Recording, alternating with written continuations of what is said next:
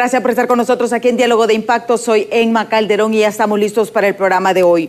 Hoy vamos a abordar un tema muy importante y es el plan de seguridad. Analizar realmente este plan de seguridad que el actual gobierno está realizando.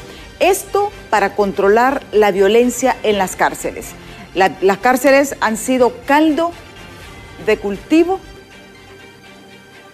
para el crimen organizado. Esto por las malas decisiones que se han venido dando a lo largo de los años. Y como les decía en el avance desde Hola Honduras, no tenemos que emular a Bukele. Honduras tiene sus propios modelos de reinserción y de rehabilitación que por cuestiones políticas no les dieron seguimiento y lo cerraron. Pero vamos a conocer algunos puntos importantes porque estas son algunas de las medidas que el gobierno está ejecutando, otras ya les ejecutó.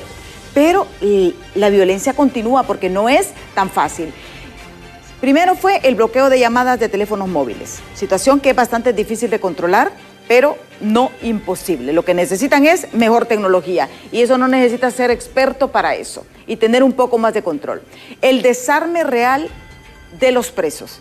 Justamente esta madrugada en La Tolva hubo 40 minutos de tirazón. No hubo heridos ni fallecidos, afortunadamente. La 3, clasificación de los reos por su peligrosidad. Eso debió haberse hecho desde hace muchos años, porque se construyeron cárceles para eso. Cuando se construyeron todas esas cárceles de máxima seguridad, fue justamente para hacer esta clasificación. El cuarto punto es la remoción y depuración del personal penitenciario. Miren, ya van por el tercer director que le vuelan la cabeza. Entonces el problema no es el director, es la estructura, el esquema que tenemos. Es un problema estructural. Pero son parte de los procesos y esto va a tardar su tiempo, pero que es muy importante realmente que se tomen en cuenta los errores anteriores. El quinto punto es la evaluación profesional y exhaustiva de los directores de las prisiones. Tienen que ser personas, si bien es cierto, con una formación de disciplina, pero también con una formación de derechos humanos. Y ahora hay tanto especialista, que tal vez no está dentro del círculo, porque también el gobierno tiene que salirse del círculo de lo que ellos conocen, porque en el mercado hay mucha gente con mucha especialización. El sexto es sistema de monitoreo y vigilancia electrónica 24 horas. Tienen que haber cámaras de vigilancia en todas esas cárceles para saber qué es lo que están haciendo. Y eso no es violación a los derechos humanos. Eso se hace en todas las cárceles del mundo. Pero como aquí, como les digo, se impulsó que las cárceles fueran no universidades, sino caldo para la violencia. Por eso es que no se tomaron esas medidas cuando debieron haberse hecho. 7, traslado y reubicación de los presos de 4 centros penales, que son los centros, que lo que llamamos, entre comillas, las cárceles de máxima seguridad, las cuales están generando problemas. El 8 es la reclasificación y aislamiento de los presos, ya sea crimen organizado, maras, pandillas y todos, narcotráfico, lavado de activos. Tiene que haber una reclasificación. Porque no es posible que ponga un robagallinas con un narcotraficante. Esas son las cosas que debemos de evitar, porque es una falta leve robarse una gallina. No le voy a dar una condena que puede ser hasta de por vida con un narcotraficante. El 9, evaluar la situación jurídica para el otorgamiento de un indulto. Miren, en las cárceles hay gente que ni siquiera está registrada. La mora judicial es una vergüenza para el Corte Suprema de Justicia y el Ministerio Público. Es una vergüenza. Ellos tienen asignado presupuesto. Pero son cosas que no necesitan expertos. Lo que necesitamos es voluntad y sentido común para ejecutar. Y ahora, ¿por qué no replicar los modelos de las granjas penales o lo de la cárcel de mujeres? La granja penal de Comayagua y las personas de Comayagua no me dejan mentir. Era un mercado, era un centro de abasto para la zona central. Era tan productivo. ¿Pero qué pasó? Le prendieron fuego, porque no les interesaba que las personas pudieran rehabilitarse. La cárcel de mujeres de Támara era un modelo a nivel latinoamericano. ¿Qué hicieron? está sobrepoblada. Ahí nadie se rehabilita. Pero bueno, ese justamente es el tema que vamos a abordar en breves minutos. Ya tenemos aquí con nosotros a la abogada Sandra de CONAPREV y también al defensor de derechos humanos, Leonel Casco, con quien vamos a conversar sobre estos temas. Yo creo que mirémonos, valorémonos más los hondureños. Tenemos ejemplos aquí de éxito. Y aquí adoramos a Bukele. Hasta en eso somos egoístas nosotros mismos. Pero justamente es lo que vamos a abordar, así que los dejo con esta nota de nuestros compañeros de Noticieros Impacto. Las acciones violentas que se han registrado en los últimos días en las cárceles del país han obligado al gobierno de Xiomara Castro a ir más allá en cuanto a la intervención. El desarme debe de ser real, así como el control de las instalaciones a través de registros manuales y electrónicos permanentes en el 100% de las instalaciones físicas. El bloqueo total de las señales telefónicas para los privados de libertad e intervención autorizada en las líneas oficiales para el registro y la seguridad de todas las comunicaciones internas y externas. La remoción, depuración de recursos humanos, el aumento de los agentes, su equipamiento, capacitación y salarios son también parte de los desafíos de la interventora. Algunos sectores aseguraron dudar de dichas medidas, ya que hasta el momento no se ha visto nada.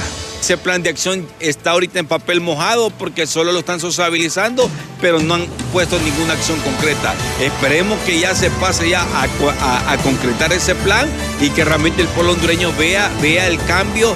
Por años la corrupción ha gobernado en estos lugares en donde el mirar un arma de fuego o droga se ha convertido en algo común. La pregunta es, ¿cómo entran estas armas? ¿O cómo han entrado estas armas? ¿Qué valor tiene el ingreso de un arma? Y así de esta manera pues se crea lo que se determina el grado de deficiencia que tienen los centros penitenciarios. La Asociación de Familiares de Privados de Libertad cree que el separar a los miembros de maras y pandillas podría ser la solución a dicho conflicto. Hemos hecho un llamado en reiteradas ocasiones pidiendo la separación de las estructuras de la pandilla 18 y de la Mara MS-13. Y esta separación no es un capricho de los privados de libertad y no solo estamos hablando en nombre de las estructuras, sino que estamos hablando en nombre de los 19.900 privados de libertad a nivel nacional en los 25 centros penales y un anexo que tenemos que es el batallón. ¿Por qué estamos haciendo esta solicitud? Porque los privados de libertad están temiendo.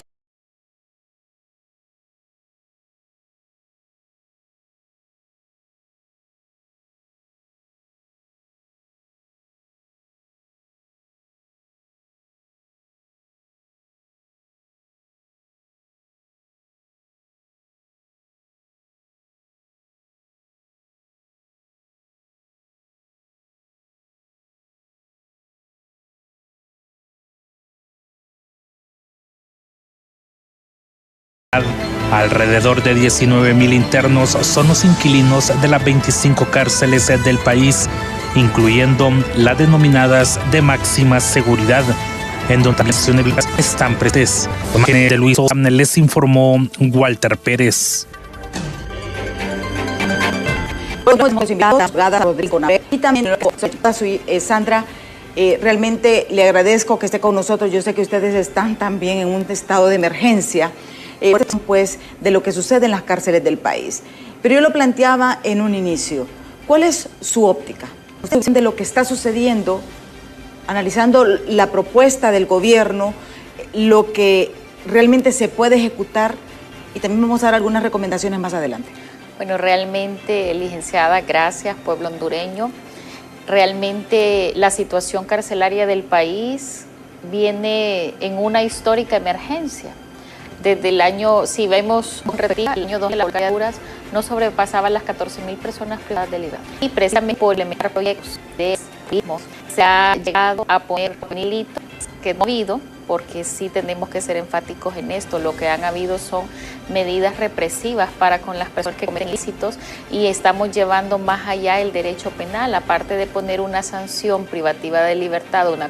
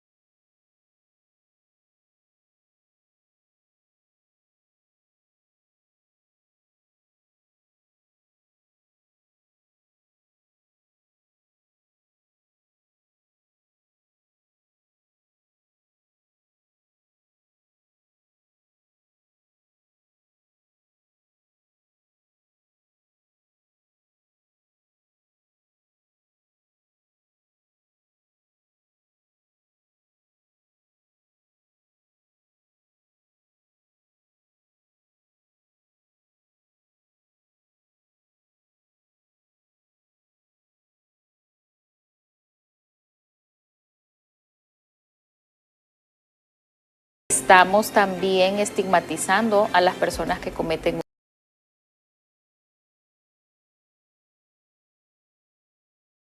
En Honduras hemos tenido una violencia de Estado contra la sociedad misma, por quienes han dirigido y han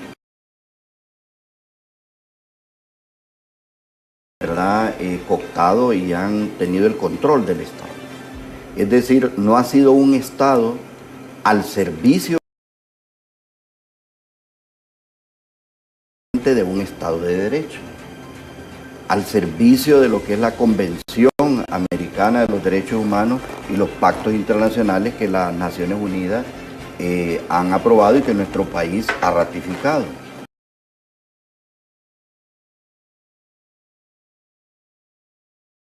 Y esa falla de no respetar el Estado de Derecho para responder a intereses económicos, estratégicos, ha llevado en primer lugar dos elementos muy importantes. Uno es lo que se conoce, y sobre todo desde la década de los 80, por ejemplo, la persecución política contra la oposición, contra los sectores organizados mediante la aplicación de la doctrina de la seguridad nacional. Y dos, hay que decirlo, que a partir de los años 90, que se crea el Ministerio Público con toda aquella gran expectativa que tuvimos como sociedad y que promovimos que era necesaria esa instancia, porque antes los fiscales estaban nombrados por la Corte Suprema. Para defender los intereses generales de la sociedad, ese mismo Ministerio Público, años después, cuando hubo el cambio de Edmundo Orellana, se desnaturaliza, se desvía y lo que empieza a ejercer es una acción de criminalización de la sociedad. Persecución de ambientalistas, defensores de derechos humanos, jóvenes, ¿verdad? Mujeres, pobladores, y eso aún persiste hoy. no tenemos fiscales comprometidos con la justicia. Es decir, esa justicia que debe tener objetivos, un análisis de los escenarios de la realidad. Y vemos jueces y demás operadores de justicia que responden a ese mismo esquema o sistema represivo que ha imperado en el país por décadas. Sí, prácticamente lo que nos dice Leonel es que el mismo Estado ha atentado contra el mismo Estado de Derecho. ¿Ah?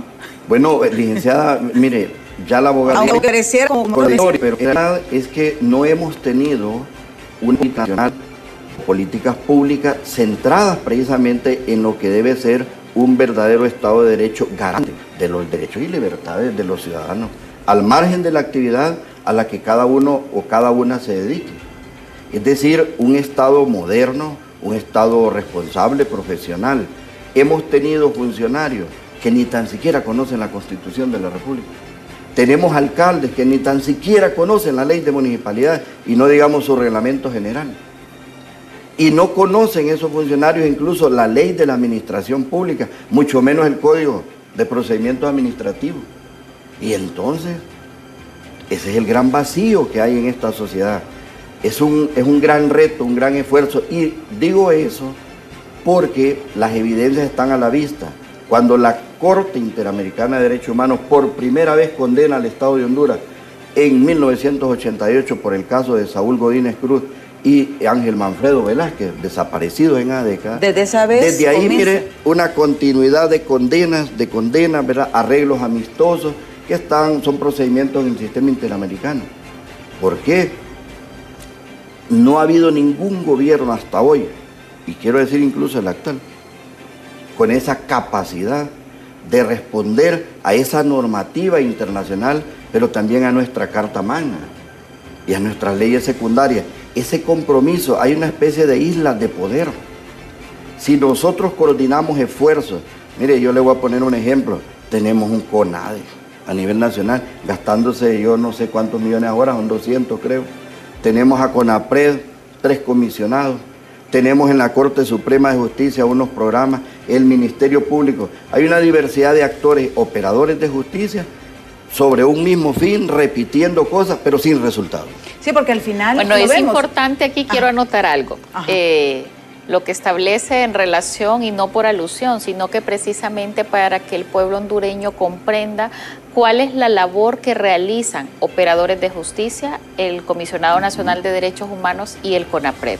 En este caso, recordemos que con la reforma que se da en el año 2001 del Código Procesal Penal hondureño y que precisamente atendiendo a estas sentencias dictadas por la Corte Interamericana por los convenios que se suscribieron como Estado hondureño, es cuando se crea la figura del juez de ejecución, que también es juez de vigilancia penitenciaria. Sí. El Estado buscando fortalecer, pero también no ha dado las herramientas como corresponde, porque el modelo que tenemos de este código es una copia del Código Procesal Penal español. ¿Y qué establece allá? Que hay un juez de ejecución, que es el juez de garantías, y hay un juez de vigilancia penitenciaria. En Honduras se dejó en un solo juez ambas funciones. ¿Hay capacidad de respuesta? No. Tenemos 25 jueces, que son los jueces de vigilancia penitenciaria, que no porque yo haya sido jueza de ejecución, pero realizan una labor maratónica incomprendida dentro del mismo Poder Judicial, porque ha estado en un abandono total. Confiaríamos que esta nueva Corte pueda dotarles de la logística que se requiere, porque una cosa es los abusos y arbitrariedades al no garantizarles y violentarles los derechos humanos, someterlos a actos de tortura, a desapariciones forzadas, y otra cosa es verificar la condición precisamente jurídica. ¿Por qué? ¿Qué sucede en el caso de las megacárceles? Casi el 38% de la población que está en calidad de procesada está en 3 centros de máxima seguridad: Ilama, La Tolva y El Porvenir.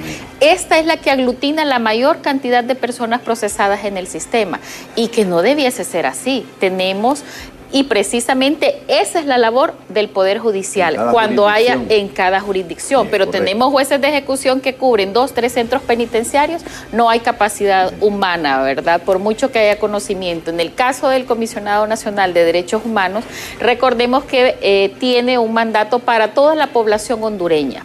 En el caso, verificar que se respeten y se cumplan sus derechos humanos. En el caso del Mecanismo Nacional de Prevención contra la Tortura, del cual soy comisionada designada por las organizaciones de sociedad civil y que somos 2 compañeras más que estamos integrando el comité actualmente, nuestra labor específica es por prevenir actos de tortura, tratos crueles, inhumanos o degradantes. Y que muchos podrán decir, ¿son un elefante blanco? No. Porque solamente somos 3 comisionadas con 19 personas que nos auxilian. Pero nueva, ¿verdad? Sí, sí. Tengo 6 meses de haberme integrado al mecanismo. Mis compañeras, la designación por el Poder Ejecutivo, que recayó en la abogada Elvia Argentina Valle, y la abogada Evelyn Melissa Escoto, designada por el Poder Legislativo, que ya tienen 1 año en funciones. Es un comité nuevo. Contrario a lo que ha sucedido también en la institución, hemos tratado de trabajar en unidad, que en órganos colegiados es difícil de lograrlo. Exactamente, porque yo le voy a hacer una consulta, y no como comisionada de CONAPRED ni como funcionaria actual. Usted ha estado en este sistema desde hace muchos años. Y lo que planteaba Lionel es bien interesante. Dice, hay varios actores, pero no están articulados. Y aquí el resultado de esa no articulación, ustedes reciben el resultado porque ustedes ya, como dicen... Y formulan recomendaciones. Exactamente, pero ahora bien, ¿cuántas veces se han reunido estos actores para sentar, planifiquemos la mora judicial? Desde el año 2. ¿Desde hace cuánto no se reúne? Porque aquí hay que decirlo. Porque mira, aquí todo el mundo se llena la boca. Son buenos para criticar, como dicen. ¿Desde hace cuántos años? Bueno, realmente el año 2020 fue en donde se hizo el último plan de reducción del hacinamiento carcelario, y que todo se hizo por tecnología, porque estábamos en medio de pandemia. Es el año en el que mejor se ha trabajado para descongestionar el sistema penitenciario. Pero ojo, solo lo hicieron Poder Judicial, a través de jueces de ejecución, defensa pública y las comisiones interinstitucionales. O sea que el Ministerio Público no participó. El Ministerio Público, el llamado también para que se integre, porque no ha habido una integración como nosotros desearíamos por parte de la Fiscalía Especial de Derechos Humanos, que recordemos que somos entes estatales y no podemos estar alejados en multiplicidad de esfuerzos, porque no hay una eficiente uso y manejo de los recursos. En el caso de la autoridad penitenciaria, y aquí también debemos de ser objetivos. Recordemos que el sistema estuvo militarizado hasta el 28 de febrero del año 2022, en donde ninguno de los actores que estamos mencionados acá y las instituciones que representamos tuvo la oportunidad de sentarse con las autoridades del sistema penitenciario, que en ese sistema en ese momento eran militares. Ingresa la nueva intervención policial, y aquí sí tenemos nosotros que decir que ha habido una apertura al diálogo por parte del general Castillo, quien ha venido desempeñándose como director nacional junto con su equipo de subdirectores. Hemos recibido a organizaciones de sociedad civil. Ha habido un avance. Ha habido un avance, y aquí sabemos que no es una situación nada fácil, porque una cosa que se le ha olvidado a las autoridades es que ¿qué sucedió con este traspaso de las fuerzas militares a la Policía Nacional? No se hizo de hoy para mañana. Como todo proceso debe ser gradual. Correcto. Y los centros se terminaron de entregar completamente a la Policía Nacional en julio del año 2022. ¿Quién dice eso? Nadie lo está diciendo. Y algo que nos llama la atención, los hechos en los que fallecieron 6 personas en Ilama, Santa Bárbara, en julio. ¿Dónde estaban? O sea, las armas no ingresaron en esta intervención, las armas no ingresaron hace 1, 2, 3 años. Las armas han estado desde el año 2017 que se inauguraron esas cárceles. Todos fuimos testigos que el expresidente Hernández hizo aquel show, porque eso fue un show, porque ahí solo habían televisores. Sí. Los privados de libertad no tenían acceso a un kit. En ese momento fueron sacados, recordamos que se cerró el centro penitenciario de San Pedro Sula. Sí. Estas personas, mala la comparación, pero tengo que hacerla para que nos entendamos, que ya tuvimos el proceso de Bukele acá y los resultados son estos, los que estamos viviendo. O sea, inseguridad carcelaria. La mano dura. Con violencia de Estado. Con violencia de Estado no va a funcionar. No es la solución. ¿Por qué? Porque ahorita hay voluntad política, según entiendo, porque las medidas que anunciaron en el decálogo a implementar en este plan de control de seguridad de recuperación involucra más personal humano. Sí. Pero ¿qué sucede ahorita? Yo voy a un centro penitenciario y todavía hay pendientes de otorgar beneficios preliberacionales. ¿Y a qué obedece? No, es que solo hay un trabajador social y 2 psicólogos. No hay capacidad humana para hacer las evaluaciones que correspondan y ponerlos en libertad. Ahí van a contratar. Voy y reviso porque los datos son públicos y no hay presupuesto aprobado.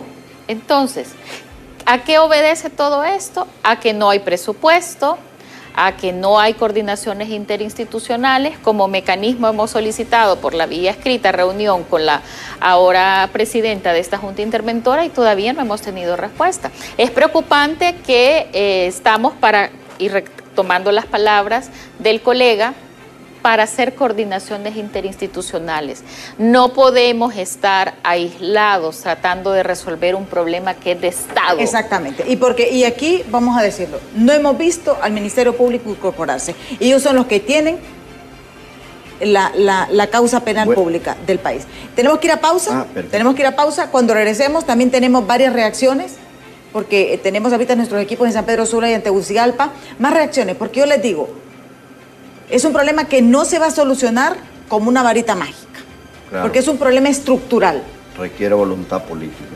Exactamente, pero voluntad política... Con acciones concretas. De todos los actores, como nos dice la abogada Sandra, con todos los actores que asuman una responsabilidad. Quiero ver ese Ministerio Público en las cárceles, ayudándoles a CONAPRED, ayudándoles a los jueces, porque eso es lo que queremos en el país.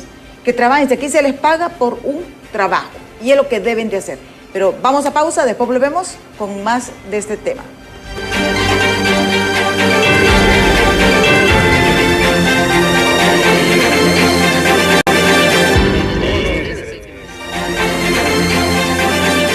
Bueno, seguimos esta entrevista con Sandra Rodríguez de CONAPRED, la abogada, y también con Leonel Casco, defensor de derechos humanos, sobre esto analizando la situación de las cárceles desde una perspectiva diferente, porque lo que hemos visto hoy son cosas totalmente diferentes.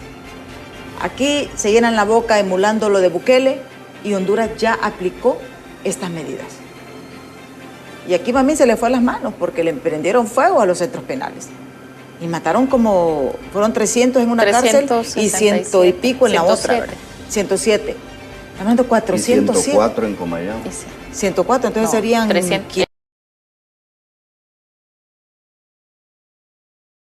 B366. Entonces, mano dura no funciona. Y más bien que Bukele vea el reflejo de lo que se está haciendo acá.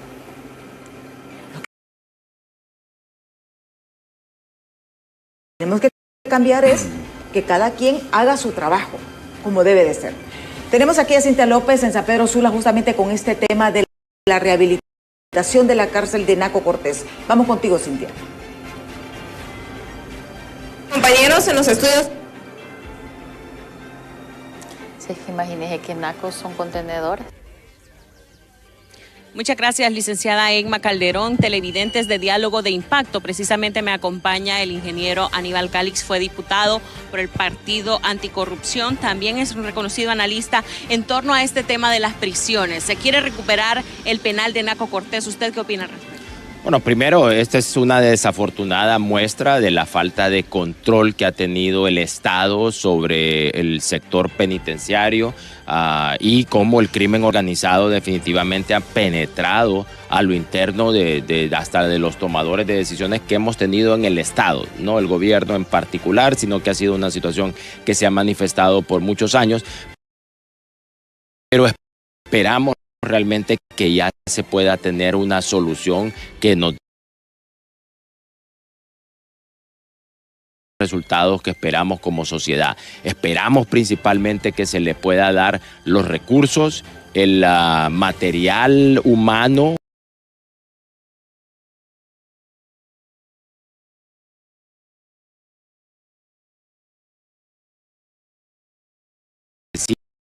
necesita a la doctora Villanueva para poder realizar su labor, porque consideramos que ella es una persona que tiene muy buenas intenciones, pero tenemos que proveerla a ella de las herramientas que necesita para realmente y de una vez por todas poder finalizar ese problema que tenemos nosotros en nuestro sistema penitenciario. Y específicamente en la cárcel del penal de Anaco, que terminado de construir, que ha pasado por tantas administraciones, y todo este problema que se ha venido desempeñando,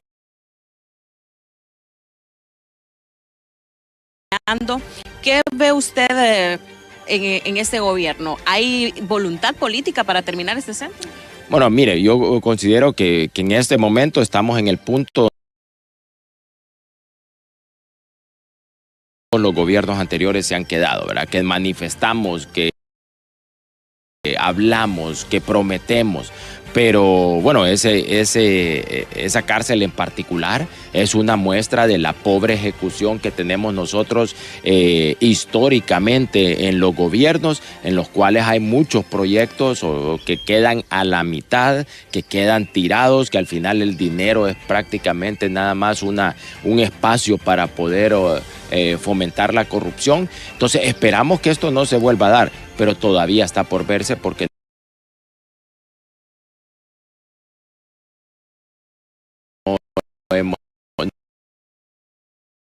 todavía no ha ejecutado en concreto. ¿Cree usted que esto va a venir a aliviar también esta sobrepoblación que hay en las prisiones de máxima seguridad? Creo que es una de las medidas que se debe tomar, pero no es la única. Debemos definitivamente que también realizar todas aquellas acciones necesarias para sacar a aquellas personas que no tienen que estar, que no se les ha realizado un juicio. Entonces es todo un proceso que se debe de realizar y ese es parte de ese proceso. Muchísimas gracias al ingeniero Aníbal Calix, exdiputado, también analista aquí en la zona norte del país. Licenciada, si no tiene consultas, voy a retornar con usted al estudio central de Diálogo de Impacto. Pero ¿saben qué? Dejamos solo a Rómulo Emiliani con este proyecto de las cárceles, hasta se le quitó. Hubo persecución para esta gente en ese tiempo. Ahí estaba también don Oscar Galeano, que impulsó este proyecto, y ahora nos vienen a hablar de las megacárceles de Bukele. Cuando pudimos hacerlo, le dimos la espalda, pueblo hondureño. Entonces, esas son las cosas que debemos ver y analizar.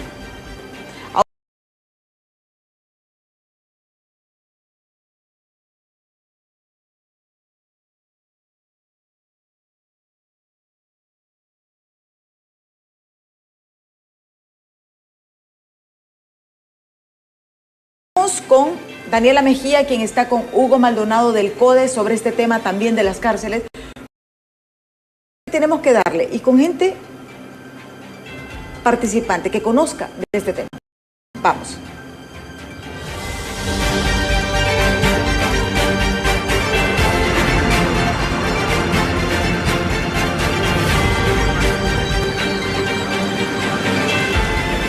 Muy buenos días, compañeros, en los estudios principales. En efecto, me encuentro en ese momento con el abogado Hugo Maldonado.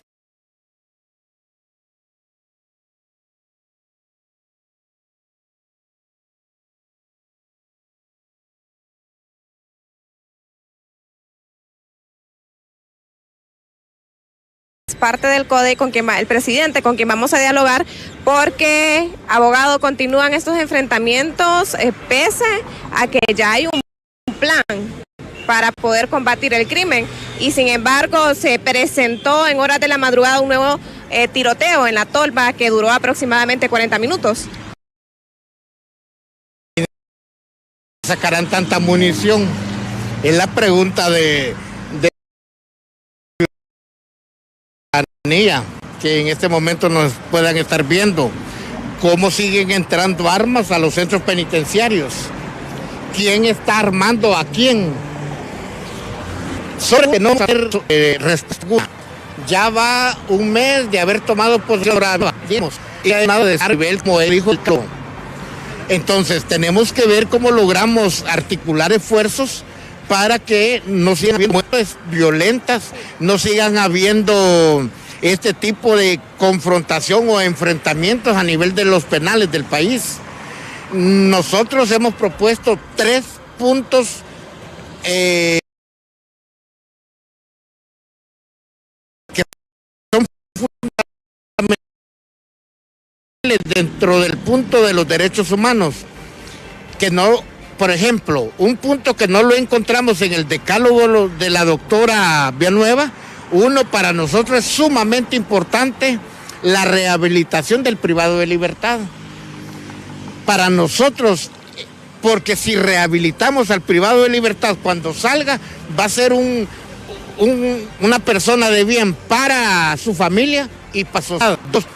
Nos creemos que si tenemos 2 gallos de pelea en una misma jaula, como está la tolva, como está así, ahí está Ilama, van a seguirse dando este tipo de eventos criminales, de confrontación. Proponemos separarlos. ¿Por qué no dejamos en Ilama un grupo, en la tolva otro grupo y en Siria otro grupo?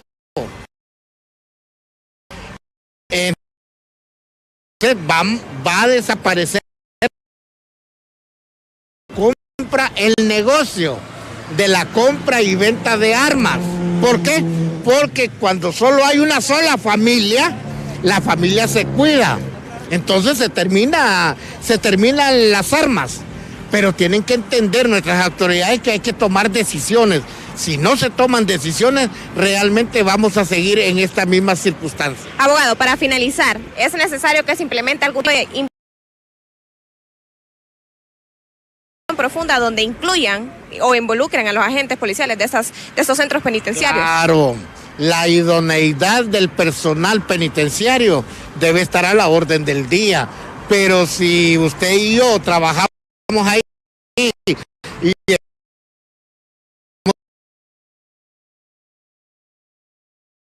metiendo, nos estamos llenando la bolsa de dinero y los centros penales con armas y muertes y heridos, tienen que investigarse directores y todo el personal penitenciario en cada uno de los centros.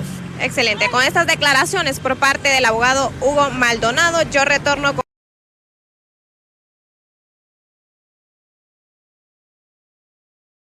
Si no hay más consulta, hasta los estudios principales. Para que vean que este tema preocupa a los diferentes sectores. Habíamos quedado con Leonel. Bueno, yo quería concluir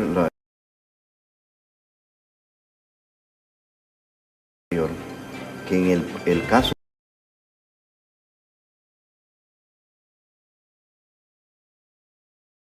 tantos operadores de justicia, las instituciones que hay, como el CONADE, que tiene poderes del Estado, el mismo Ministerio Público, que tiene una Fiscalía Especial de Derechos Humanos. El problema de fondo es la política militarista que por décadas ha funcionado en este país. Y en el caso de ellos, por ejemplo, siendo jueces, ejecutores, ahora que son miembros de CONAPRED, ¿cuál ha sido el problema en cuanto a su funcionalidad? Que esa misma acceder libremente como la ley dice. Por ejemplo, para el CONADE dice que puede acceder sin aviso. Igual pasa con los operadores de justicia, en el caso de los jueces de ejecución, porque son garantes de la vida, la salud, la seguridad de las personas privadas de libertad. Pero esa política militarista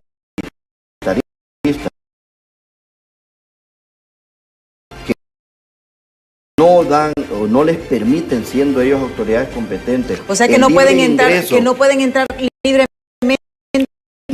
la gente de CONADE. Y se lo digo porque hemos acompañado, a mí me tocó una vez ir aquí a Moroselí con una delegación de pastores, ¿verdad? Y familiares. ¿Pero eso fue hace cuánto? Ya estaba el coronel Bonilla. Sí,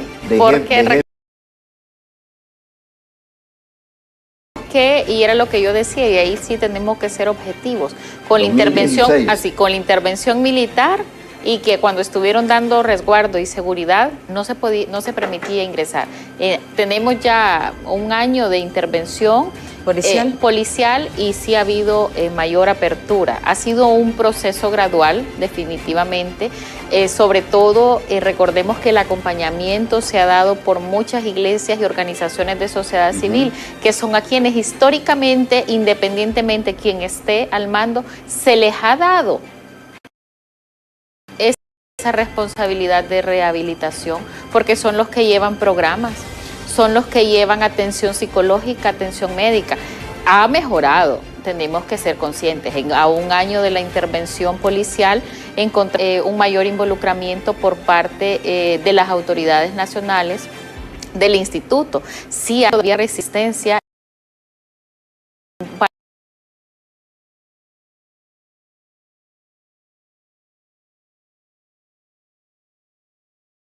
el personal que ha estado por décadas en el servicio y perdón que aquí ya le paré un poco su intervención. Recordemos también que la seguridad tampoco lo debe ser de violaciones a los derechos y garantías que asisten a cada persona. No nos oponemos a que haya seguridad legal para privacidad, pero sucede, contamos una libertad, hay 9.564 personas privadas de libertad al día de ayer. ¿Cuántos de seguridad encontramos? 2.400 ya. Y de estos, muchos son de por décadas en abandono y en olvido porque no tienen ni uniformes. Pero no atiende a que no haya uniformes el problema. El problema es que atiende a que no haya una seguridad social.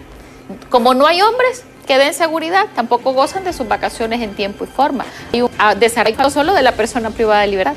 Y esas son las cosas que provocan y orillan a esto, porque hay un enojo con el sistema. Los fiscales pueden ser removidos de sus lugares, sedes de trabajo, contrario a los jueces, que son inamovibles en la sede de su trabajo.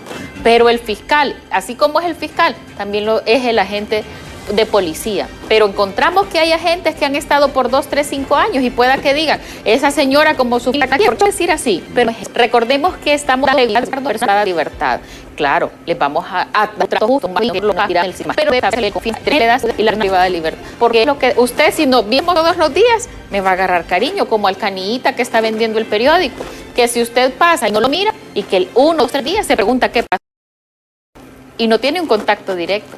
Pero ya esa es la sensibilidad humana, y es acá en donde tenemos que preparar a la gente que le va a dar esa seguridad, para que distingamos y apartemos, para no caer en corrupción carcelaria. Exactamente. Tenemos ya varios mensajes que tenemos que dar lectura. Rápidamente voy a leerlos rápido, los que nos han escrito al 3182-5600. Vamos a ver sobre ese tema porque también es importante la opinión de nuestro. Dice, están a todos a la misma celda para que se acabe. Es lo que nos dice un pendejo. Dice, en el caso de es que hay cárceles, pues todo, pero no quieren dar alrededor. Usted ve y analiza, dice, el pueblo necesita siempre un estado de excepción, lógico, no les conviene a los corruptos porque hablando viendo la cárcel, los clientes, vamos, el siguiente mensaje, que es la seguridad, hay personas que entran por portones sin revisión alguna, solo lo ven las familias a sus familiares. Ya lo están diciendo, los mismos televidentes, dice, en los lugares donde están las cárceles todo es negocio, o cárceles ya han sido compradas.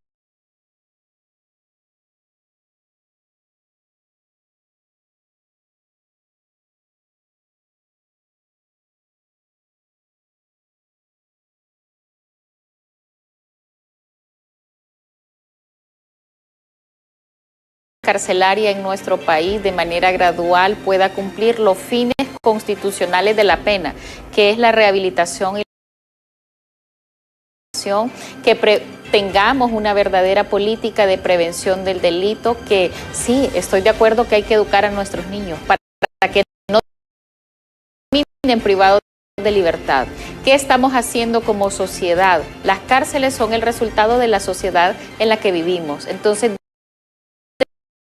la responsabilidad que tenemos los padres y madres de educar a nuestros hijos con amor y rigor. La disciplina es necesaria, pero acompañado de esto debe estar que usted como padre y el como posición de garante, porque el Estado es el único que va a violentar derechos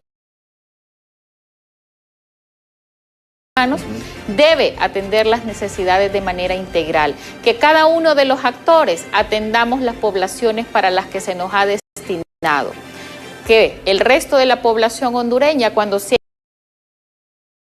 vulnerado un derecho, vaya y acuda ante el Comisionado Nacional de Derechos Humanos. En nuestro caso, cumplimos con nuestro mandato preventivo para con el Estado.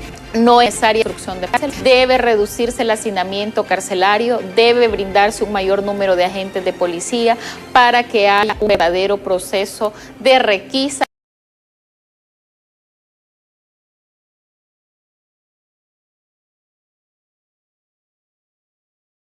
y logren extraerse las armas de fuego, armas blancas y cualquier otra sustancia ilícita. No son los familiares, no estigmaticemos y no hagamos que la pena sea intramuros. Debemos precisamente apostarle a coordinaciones interinstitucionales eficaces y eficientes. Estado hondureño está en la obligación de cumplir las recomendaciones y dadas por la CIDH y las sentencias que ha dictado la Corte Interamericana de Derechos Humanos. Leonel. Bueno, licenciada Emma, el reto que el gobierno de Xiomara Castro respete el Estado de Derecho, cumpla la Convención Americana de los Derechos Humanos en el sentido de ser garante de nuestros derechos y libertades fundamentales, porque estamos fuera, pero también garante de la vida, la seguridad, la salud de las personas privadas de libertad.